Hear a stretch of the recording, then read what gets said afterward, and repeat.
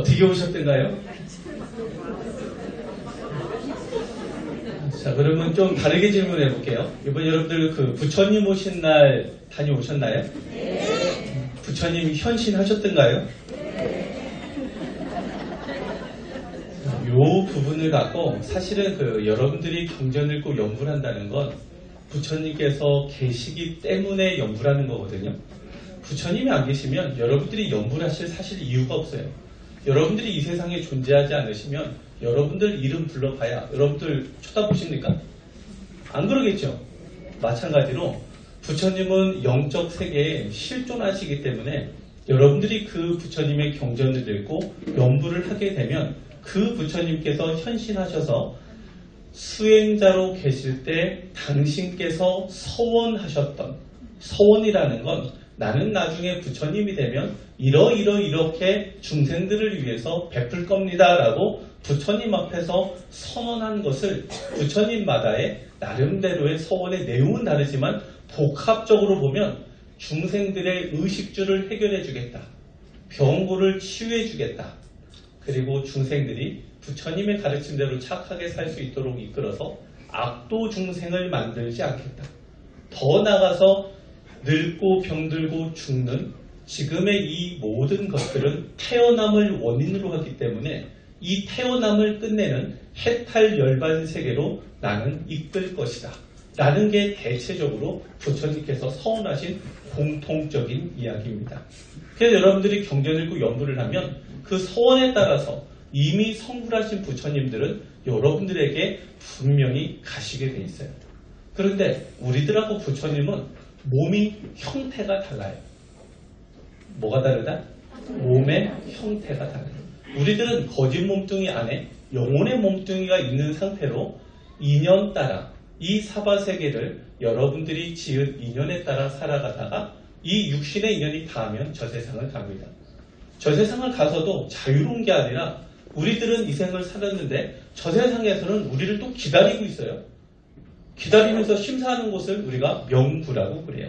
그 명부는 시방열의 불, 시방열의 부처님이 어떤 분이시냐면 지장보살님의 불호입니다. 지장보살님께서 관장하시는 그 밑에 염라대왕 같은 열시왕이라는 시왕이라는 10분이 기다리고 있어서 여러분들이 이번 생을 어떻게 살았는지 또 거기 가면 또 평가를 또 하네요. 여러분 이거 피할 수 있어요? 혹시 피할 수 있나요? 피할 수 있으려면 어디로 도망가셔야 되면 이승과 저승 사이 중음계, 구천, 중천이라는 곳으로 도망가야 돼요. 거기 가면 안 들어가요. 근데 안 들어가는데 바위에 의지해서 오래 한 10,000년 사는 사람들을 정명이라고 해요. 하지만 언젠가는 들어가야 돼요. 언젠가는. 그래서 우리가 이 세상과 저 세상 사이에 머문 사람들을 두자로 귀신, 네자로 무주고, 세자로 죽음신이라고 하는데 여러분들 귀신 되실래요? 지옥 가실래요? 그렇죠. 정답은 뭐예요? 두 군데 다 안 가야죠. 훌륭하신 분들입니다. 여러분들 마지막 시험까지 교육을 잘 받으신 것 같아요. 안 가야 돼요. 안 가야 돼. 그 안 가는 것을 내 마음대로 못하니까 옆에서 도와주시는 분이 부처님이십니다. 그 도움을 받으려고 할 때 우리가 행위를 하는 것을 수행이라고 하고 그 수행을 어떻게 한다? 경전 읽고 연구를 하는 겁니다. 근데 다만 조건은 두 가지가 있어요. 무조건 착하게 살 것. 뭐라고요? 뒤만 하지 말고 앞에도. 무조건 착하게 살 것. 네. 누가 나를 때렸다. 어떻게 하시라? 그렇죠. 맞는 것까지는 해야죠. 다만 상대방에게 성내지 않는다. 알겠죠? 그럼 여러분들 어떻게 해야 돼요? 남이 나를 때렸다. 여러분들은 그 사람을 칭찬해줘야 돼요. 아이고 손이 매섭다. 앞에는 뭐라고요? 무조건입니다. 무조건. 이게 가장 중요합니다. 이 무조건.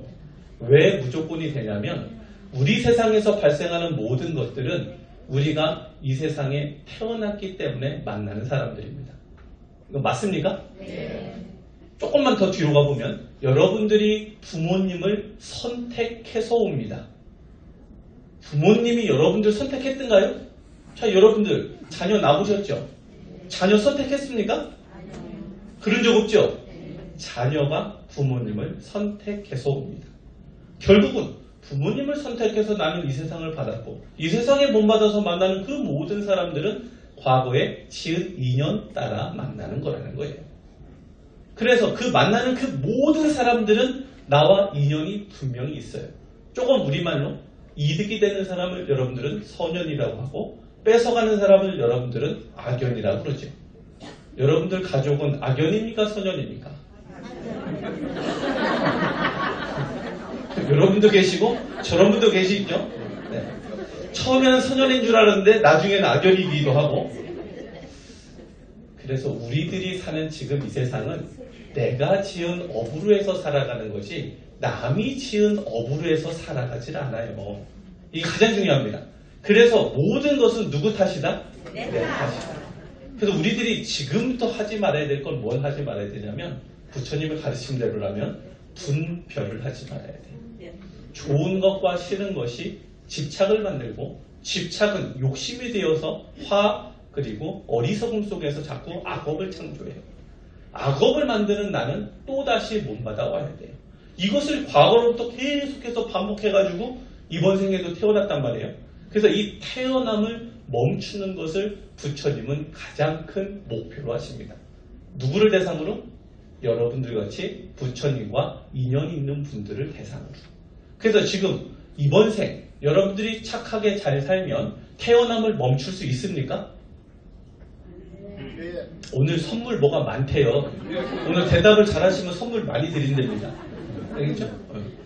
이번 생 여러분들은 태어남을 멈추는 경계까지 갈 수가 있을까요? 있습니다. 있어. 한 가지. 첫 번째는 무조건 착하게 사는 거고 두 번째는 부처님이 실존하심을 믿는 겁니다. 이 상태로 뭘 해야 되냐면 팔정도 칭명연불 따라해봐요. 팔정도 칭명연불. 여러분들 교리 시간에 팔정도 배웠나요? 배웠죠? 생각이 안 나서 지금 대답을 잘 안 하시는 거죠? 그게 뭔지. 팔정도의 첫 번째가 뭐냐면 정견입니다. 정견이라는 건 뭐냐면 이 세상 모든 것들은 인연법으로 되어 있다라는 믿음. 그렇게 여러분들이 인식을 해야 돼요. 그 믿음과 더불어서 이 세상의 가르침 중에 핵심은 사성제다. 이게 이제 정견입니다. 사성제라는 건 뭐냐면 그냥 아주 쉽게 말해서 세상의 모든 것은 다 고통인데 이 고통에서 벗어나려면 열반을 해야 되고 열반을 하는 수행의 방법이 칭명연불. 그러면서 착하게 살면서. 그러니까 어떻게 하는 걸 착하다고 그러냐면 생각하는 것을 착하게 하고 말하는 것을 착하게 하고 몸으로 행위하는 것을 착하게 하는 것을 팔정도라고 합니다. 이거 조금만 더 깊게 얘기해 보면 여러분들이 지금까지 지은 잘못한 거 있죠. 부처님 앞에서 참회하는 거. 이건 앞으로 절대 하지 않는다. 할 수 있겠죠? 자, 두 번째. 이게 나쁜 건지는 아는데 아직 안 한 거 있죠. 이건 더더욱 하지 않는다. 여기까지 어렵지 않죠? 자, 이제 반대로 지금까지 한 착한 것은 어떻게 한다? 반복적으로 한다. 아직 착한 건 아는데 아직 안 한 거 있죠. 그건 어떻게 한다? 찾아서 더 한다. 신구의로 생각으로 말로 행위로 이것을 반복적으로 하면 여러분들은 어느덧 탐진치는 물러가고 욕심과 화가 어리석음이 물러가고 고요함이 자리 잡아갑니다. 그리고 욕심은 욕심내는 내가 부처님 앞에서 보면 내가 스스로 부끄러워요. 화내는 내가 거울 앞에서 나를 보면 어때? 부끄러워요. 이 부끄러움이 나쁜 것을 안 하게 막아줍니다. 그래서 여러분들에게는 부처님께서 정말 부끄러움을 넘어가는 살생하고 도둑질하고 사음하고 거짓말하고 술 드시는 제가자들이 하지 말아야 될 건 안 하라고 자꾸 가르침을 주시는 겁니다. 여기까지는 됐죠? 저는 이제 넘어가서 부처님은 이제 어떤 분이시냐면 여러분들 책에 안 나와요. 책에 안 나와요. 제 설명을 듣고 봐야 책에 눈이 보여요. 지금 보시면 안 보입니다. 오늘 제가 연달아서 강의가 2시간이거든요. 2시간 동안 정리를 좀 해드려 볼 테니까 이 정리된 걸 갖고서 여러분들이 법화경을 읽든 화엄경을 읽든 금강경을 읽든 대승경전을 읽을 때 그런 생각 바탕 하에서 꼭 좀 봐보십시오. 그러면 부처님의 경전이 새롭게 보이실 겁니다. 알겠죠? 네. 자, 여러분들 이 생을 다 하면 저 세상을 가는데 아마 그 기본적인 건 다른 스님들이 해주셨을 거라 믿습니다. 짧게 정리를 해보면 우리는 이 세상을 수명을 갖고 태어납니다. 이 수명이 다해서 제명에 가게 되면 저승사자가 여러분들 정말 데리러 와서 데리고 갑니다. 가끔 보면 저승사자를 봤다는 분들이 가끔 계셔요. TV나 드라마가 아닌 꿈이나 현실에서. 그리고 가시기 전에 옷을 단정히 하고 가족들을 전부 모여가지고 식사를 하고 마지막 당신의 인생 마지막 날을 즐기고 다음날 깨끗한 상태로 가시는 분들도 계십니다. 왜 그럴 줄 아십니까? 저승사자가 2, 3주에 오거든요. 전에 와가지고 몇 날 며칠 날 데리러 올 테니까 대기하고 있어라라고 얘기해 줍니다. 그것을 들은 분들은 그렇게 준비합니다. 알겠죠? 어쨌든 우리는 정해진 수명대로 살아갑니다. 그렇게 해서 저 세상을 가게 되면 정말 49일 동안 생을 살면서 착하게 한 행위야 나쁘게 한 행위에 대해서 점검받고 그 결과에 따라서 다음 윤회하는 곳으로 갑니다. 그래서 다음 윤회하는 곳 중에 나쁜 곳, 잘못해서 꼭 가야 되는 곳이 지옥, 악의 축생이라고 하고 지옥은 84,000개가 있습니다. 하나가 요 남성부주만한 지옥. 그래서 여러분들이 지옥에 잘못 가면 한번 거기를 가게 되면 겁이라는 시간 단위로 형벌을 받기 때문에 아주 고통스러운 시간을 오래 하는데 환경에 따라서 이렇게 가만히만 있는 대기지옥, 벌이 시작되는 고통이 시작되는 하지옥, 중지옥, 무간지옥, 극무간지옥. 이 안에 모든 84,000 지옥이 포함되어 있습니다. 그 지옥은 절대 가시면 안 돼요. 두 번째, 축생보를 지은 분들은 축생을 가는데 12띠를 다 돌아야 됩니다. 쥐띠부터 돼지띠까지. 그리고 보통 인간 몸 받기 전에는 개의 몸을 받습니다. 보통. 그래서 개가 오장육부가 인간하고 가장 흡사한 형태를 갖습니다. 그 안에 들어가야 돼요. 날짐승이나 기어다니는 것도 들어가고 물고기도 들어가지만 들어가는 것도 있고 안 들어가는 것도 있고 다만 곤충은 안 들어갑니다. 모기나 파리, 바퀴벌레 안 들어갑니다. 자, 모기 죽여야 됩니까? 살려야 됩니까? 사람은 안 들어갑니다. 이거 잡아야 됩니까? 말아야 됩니까? 잡으면 잡은 대로 과보가 오고 살려주면 살려준 대로 과보가 옵니다. 선업이든 낙업이든 선택은 여러분들이 하지만 어쨌든 여러분들 마음속에 살리는 마음을 저는 많이 갖기를 부처님 가르친 거예요. 어쨌든 이렇게 12띠를 돌아야 되는 축생보라는 게 있고 또 잘 살았는데 인색하게 산 분들이 가는 곳을 악귀라고 부릅니다. 요즘에 악귀분들이 배고픈 귀신을 악귀라고 하거든요. 그분들이 하는 말 제가 늘 가끔 말씀드리는데 살아생전에는 내가 가진 것이 다 내 것인 줄 알았는데 죽어보니까 남한테 베푼 것만 내 것이었답니다. 뭐가 어떻게 됐다고요? 왜요? 왜? 여러분 잘 봐봐요. 이 우주이법은 인과응보입니다. 지은 대로 결과가 상응해서 적용이 됩니다. 여러분이 저한테 1억을 갖다 주면 저는 어느 생인가 여러분한테 1억을 갚으러 태어나야 됩니다. 이해가 되십니까? 100억 가진 사람이 100명한테 1억씩 맡기면 다음 생에 만나는 사람보다 나한테 어떻게 해야 돼요? 남한테 베푼 게 내 것이더라 이거예요. 이해가 되죠? 그래서 여러분들은 이것을 그걸 노리고서 그렇게 하면 또 안 갚아요. 착한 마음으로 선행을 해야지. 어쨌든 이렇게 살아가지 못해서 배고픈 귀신이 된 분들을 악귀라고 그럽니다. 여기를 사막도라고 하고 더 이제 좋은 데로 가서 인간 세상은 여러분들이 잘 아시고 하늘 천상이 54단계로 존재를 해요. 여러분들 명부에서 하늘의 인가를 받는 사람들이 있어요. 하늘 천상. 당신은 삼하늘 표현해요. 상에 중으로 가시오 뭐 이렇게 얘기합니다. 거기 가면. 물론 거기 가면 여러분들 자연적으로 알아요. 이게 무슨 말이냐면 하늘 천상은 큰 하늘이 6개가 존재합니다.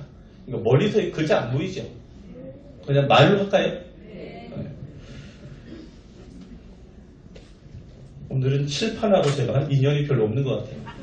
여러분 저 뒤가 안 보이실 것 같아요. 아무래도. 큰 하늘이 6번째, 5번째, 4번째, 3번째, 2번째, 첫 번째. 그 큰 하늘 안에 한번 여러분 생각을 해봐요. 한 개만 적어볼게요. 여기다 크게.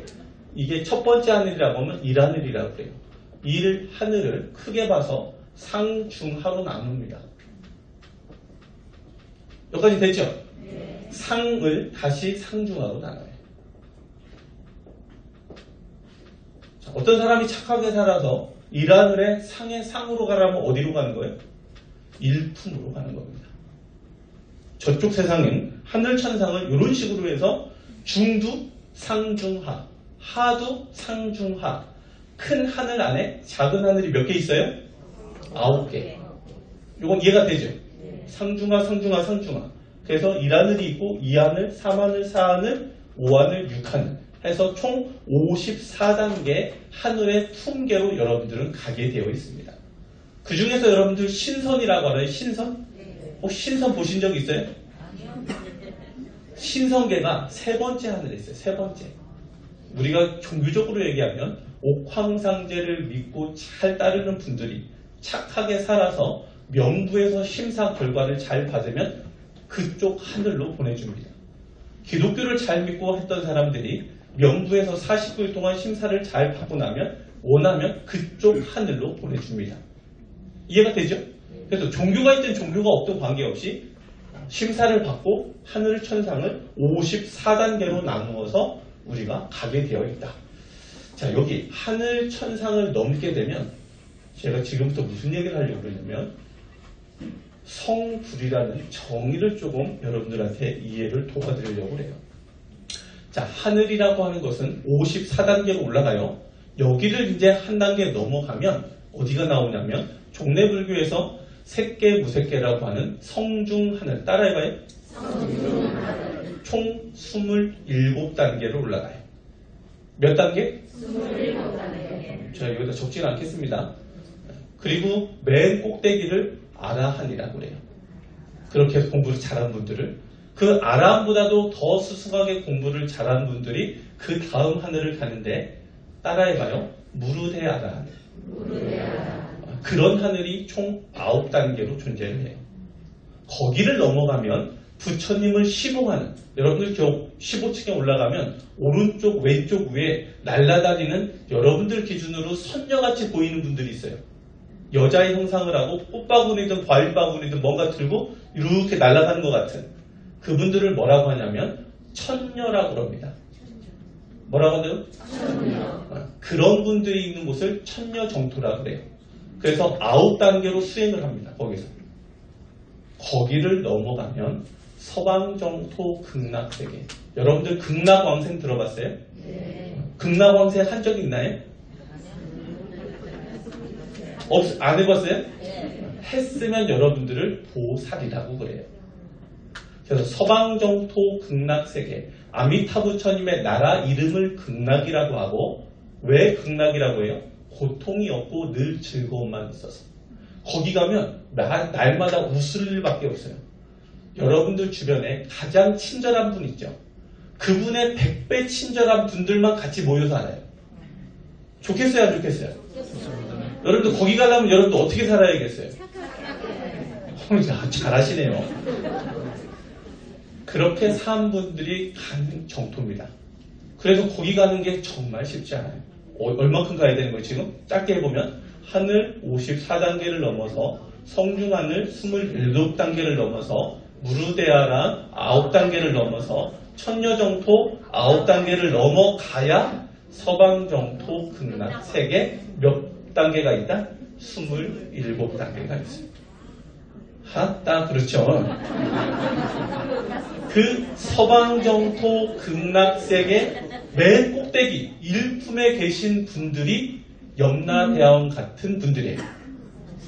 품계가 상당히 높죠. 서방정토 극락세계 최고 꼭대기 계신 그런 법위를 지닌 분들이 염라대왕 같은 분들이에요.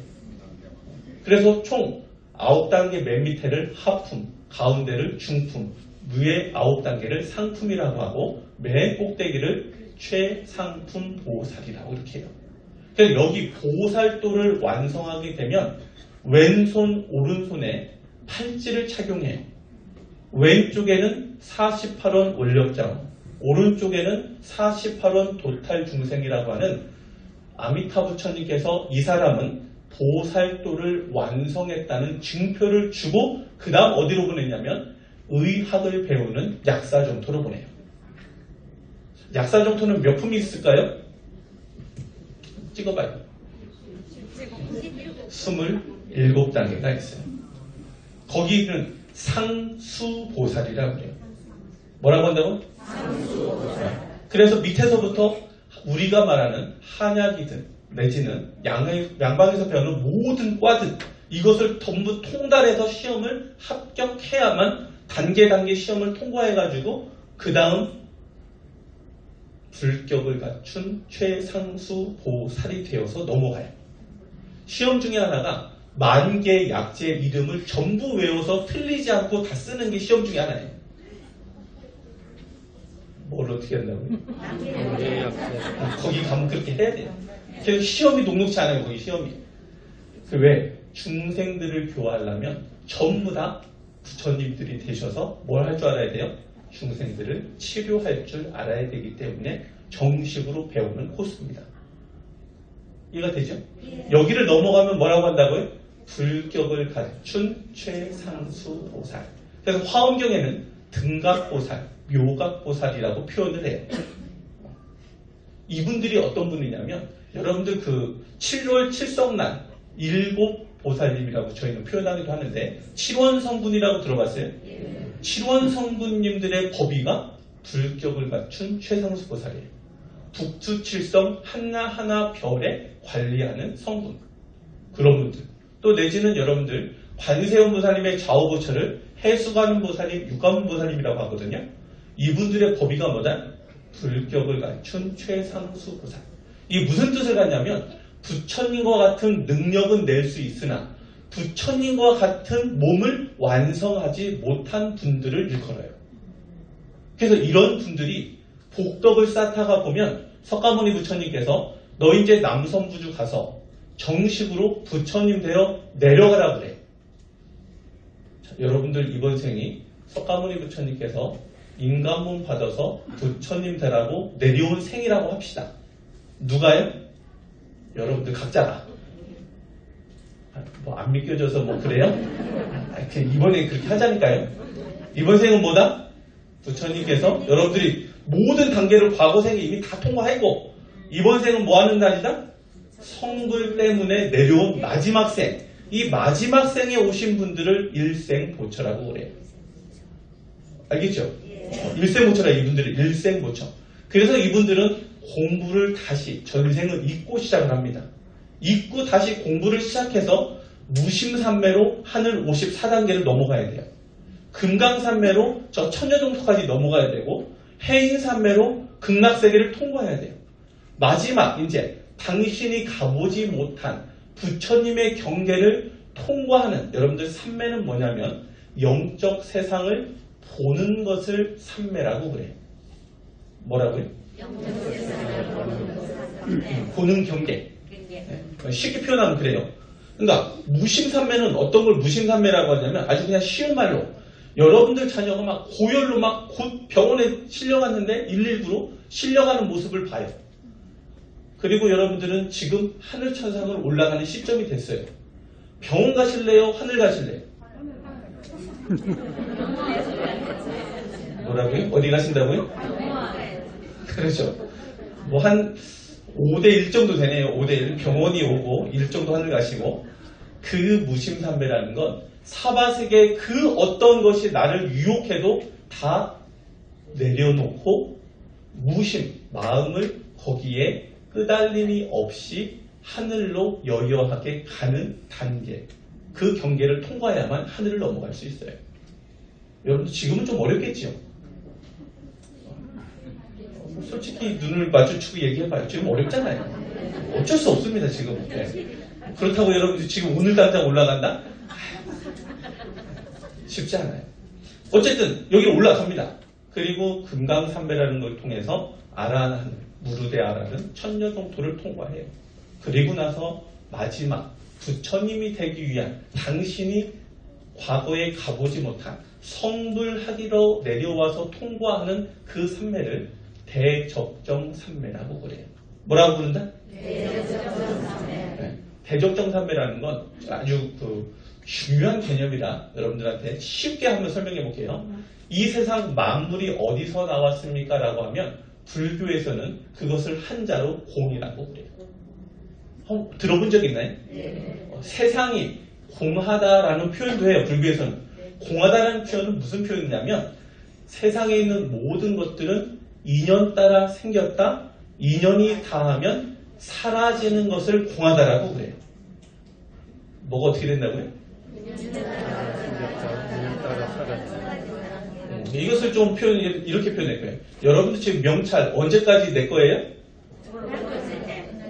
오늘까지인가요? 저기 일단 낼 때까지? 인연 따라 찾다, 인연이 닿으면 사라져. 모든 것들은 다 이와 같아요. 여기 꽃, 언제까지 이 꽃은 이 이파리가 있는 거예요? 질 때까지. 그걸 다시 말하면 인연이 닿을 때까지. 그래서 인이라고 하는 건 직접적인 원인을 인이라고 하고 연이라고 하는 건 간접적인 원인을 연이라고 그래요. 그래서 직접적인 씨앗이 있고 물을 주고 햇빛을 보게 해야 되잖아요. 이걸 연이라고 그래요. 그러면 사건이 발생해요. 그걸 불교에서는 과라고 그래요. 결과가 벌어졌다. 그래서 인연법을 인과법이라고도 하면서 세상은 이와 같이 다 공하다. 부처님이 이 공하다라는 표현을 왜 하냐면 따라해봐요. 집착할 만한 건 한 개도 없다. 집착할 만한 건 한 개도 없다. 여러분들은 제가 이렇게 하면 꼭 욕먹던데 여러분들 자녀는 여러분들 자녀가 맞습니까? 꼭 이렇게 여쭤보면 제가 욕먹더라고. 여러분들 자녀가 맞습니까? 그렇죠. 인연이 있을 때는 금생에 내 자녀였다가 인연이 닿으면 여러분들 다음 생에는 부모 자식이 바뀔 수가 있어요. 그때도 내 자식은 아니지 않습니까? 인연이 닿으면 바뀐다 이거예요. 그래서 부처님께서 중생들이 왜 자꾸 태어나고 왜 자꾸 악업을 짓는지 봤더니만 진리를 몰라요. 뭘 몰라요? 진리를 몰라요. 고정된, 조금 교학적으로 말할게요. 고정된 실체가 있다라고 생각하더라. 여러분들 보유하신 집, 여러분들 겁니까? 누구 겁니까? 뭐라고요? 인연이 있을 때는 내 집이지만 인연이 닿으면 다른 사람 집이잖아요. 그래서 내 것이라고 할 만한 건 세상에 없다라고 하는 것을 두 자로 무아라고 그래요. 제가 용어를 안 쓰고 풀어서 자꾸 설명을 해드리는 겁니다. 그래서 이제 세상 만물이 다시 돌아가서 어디서 나왔습니까? 라고 할 때 불교에서 뭐라고 한다? 공이라고 한다. 이 공을 직접 내가 스스로 보는 것을 깨달았다고 그래요. 공이 어떻게 생겼나 내가 직접 보는 것을 뭐라고 한다? 다시 제가 질문해볼게요. 여러분들 깨달으셨습니까? 아니요. 왜 못 깨달았다고 하는 거예요? 아직 공을 체험하지 못했기 때문에. 그래서 이 체험하는 방법으로서 윗바사라는 수행, 화두를 수행해서 타파하는 수행, 명상을 하는 수행, 여러 가지 수행법이 있어요. 이해되죠? 연구를 통해서도 당연히 됩니다. 그래서 이 화두를 타파한 다음에 다시 말해서 견성, 공의 자리를 보게 되면 여러분들 그 경계에서는 여러분들 옆 사람이 남이라고 여겨지지 않아요. 너와 내가 이꼬르가 됩니다. 그 경계 안에서는. 이해가 되죠? 그리고 세상 만물이 아무것도 없고 지옥도 없고 극락도 없고 아무것도 안 보이고 오직 뭐만 있어요? 여여한 빛뿐이 없어요. 보름달같이 휘황찬란한 빛의 세계 거기는 보게 되면 그것을 보고 나오는 시간이 우리 시간으로 30분에서 1시간? 나오면 그 경계에 다시 들어가지를 못해요. 이렇게 보는 걸 뭐라고 한다고요? 깨달았다고 한다. 자, 여기는 깨달았다고 하고 이것을 작은 깨달음이라고 해요. 큰 깨달음은 어떤 깨달음이냐면 여러분들 아까 대적정 삼매를 성불하려고 마지막 관문을 통과했다고 했죠. 이렇게 통과한 경계를 부처님은 경에서 안욕따라 삼약삼불이라고도 하고 위없는 깨달음이라고 그래요. 더 이상 없어 이제. 더 이상의 경계가 없어요. 여기까지 이해했죠? 네. 여기를 하게 되면 그 수행자의 지혜의 빛이 뭐가요?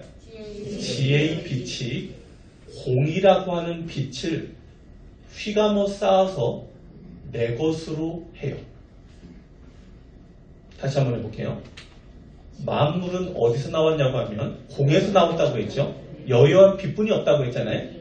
이 은백색으로 빛나는 이 빛을 수행자가 대적정 삼매라는 경계를 통과하게 되면 그 수행자의 지혜의 빛으로 이 공의 빛을 휘감아 싸서 내거화 시킬 수가 있어요. 조금 쉽게 말하면 공의 빛을 형광등불이라고 하면 그 수행자가 통과해서 내는 빛은 태양의 100천만 배 밝은 빛이에요. 그 빛이 여기 오면 입이 보여요, 안 보여요? 보이지 않겠죠? 그래서 그 수행자가 통과해서 보는 그 빛을 따라해봐요. 무량억종광. 여기까지는 됐죠? 그래서 부처님의 몸 중에 첫 번째 몸을 따라해봐요. 전 우주적인 진리의 몸. 전 우주적인 진리의 몸. 한 가지 빼먹었어요. 전 우주적인 진리의 빛의 몸. 전 우주적인 진리의 빛의 몸. 거의 뭐 합창 수준에 이른 것 같아요, 저희가 지금. 근데 아주 중요한 개념입니다. 전 우주는 공이 갖고 있는 그 모든 것을 얘기해요. 그 모든 것을 수행자의 지혜의 빛이 무량광명이 돼가지고 엄청난 광도로 그 모든 것을 내꺼화할 수 있는. 그래서 이것을 조금 다시 표현하면 개야, 자아가 우주화가 되었다라고 표현을 해요. 뭐 어떻게 된다고요? 자아가 우주화가 되었다. 이렇게 된 분을 뭐라고 한다? 성불했다라고 그래요. 그래서 석가모니 부처님의 전 우주적인 빛의 몸을 따라해봐요. 청정법신 비로자나불. 청정법신 비로자나불. 이거 총 치는 거죠? 예, 한 6분 남았습니다. 아, 6분 남았습니다. 네. 어쨌든 여러분들 2시간 갖고도 안 될 것 같아요. 한 대까지 할게요. 왜냐면 우리 6월 10일 날부터 불교대학 개강하는데요. 이런 것을 아주 이렇게 자세히 배우는 게 불교대학이에요. 특히 1학년 때, 1, 2학년 때 이런 건 자세히 배우고 다른 학년에서는 지금까지 나와 있는 대승경전을 요와 같은 방법으로 해석하는 거. 그런 걸 합니다. 청정법신 비로자나 부처님이 아주 중요해요.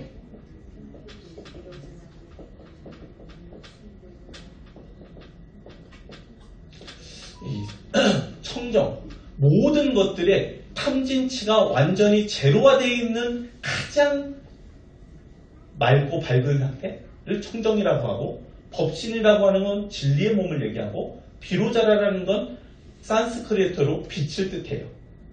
알겠죠? 그래서 전 우주적인 진리의 빛의 몸을 청정법신 비로자나 불이라고 한다.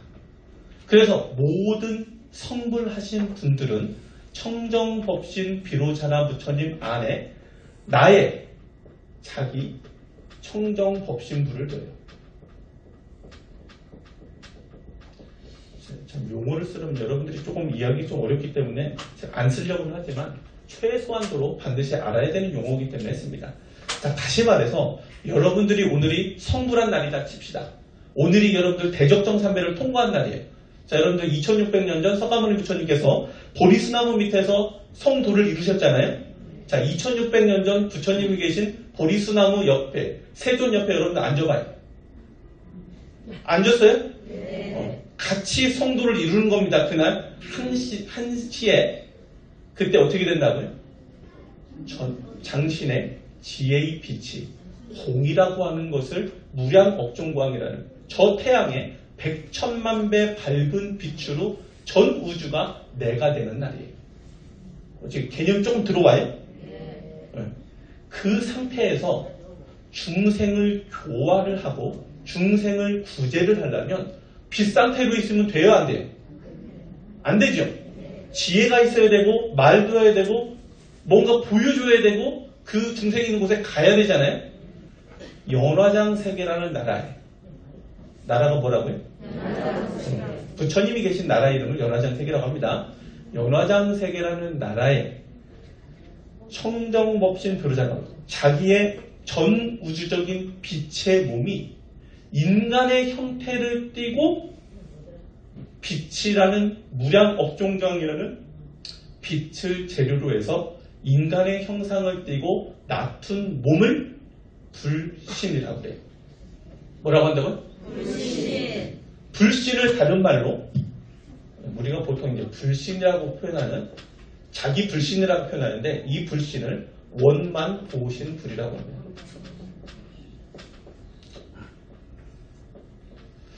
그래서 지복의 몸이라고도 하는데 지혜와 복덕을 완성해야만 갖출 수 있는 몸. 중생세계에서 여러분들 아까 하늘 54품을 넘어서 계속해서 올라갔죠. 이렇게 단계별로 지혜와 복덕을 다 채워야만 그때 비로소 구족할 수 있는 몸. 그래서 여러분들이 남성부주에 살기 위해서 나의 영혼의 몸뚱이가 어머니 뱃속으로 들어가서 물질적인 이 몸이 있어서 이곳에 살듯이 연화장 세계라는 부처님의 나라에서 사시려면 빛의 몸이 있어야 돼요.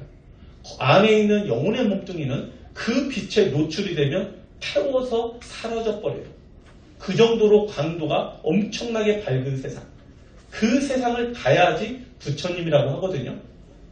그래서 수행자가 대적정삼배를 통과하면 전 우주적인 빛의 몸이 생기고 전 우주적인 빛의 몸이 연화장 세계의 교학에서는 30 이상 80 종호 32가지 관상학적으로 완벽한 모습 80까지 세세하게 봐도 너무나 완벽한 모습으로 현신하신 그 분을 자기 불신 또는 원만 보신 불이라고 그래요. 그래서 석가모니 부처님의 청정법신불을 청정법신 비로자나불이라고 하고 원만 보신 부처님을 원만 보신 노사나불이라고 그래요. 들어봤나요? 노사나 부처님? 이해가 됐나요? 전 우주적인 빛의 몸이 인격적인 형상을 띠고 연화장 세계에 낮춘 몸. 그 부처님은 전부 다 남자신데 똑같이 생기셨을까요? 다르게 생기셨을까요?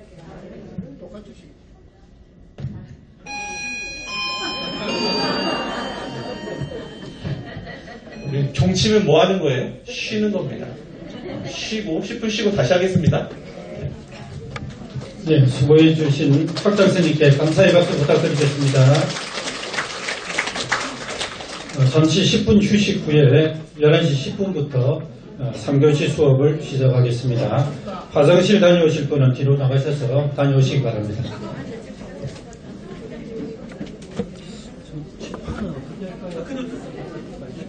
지호만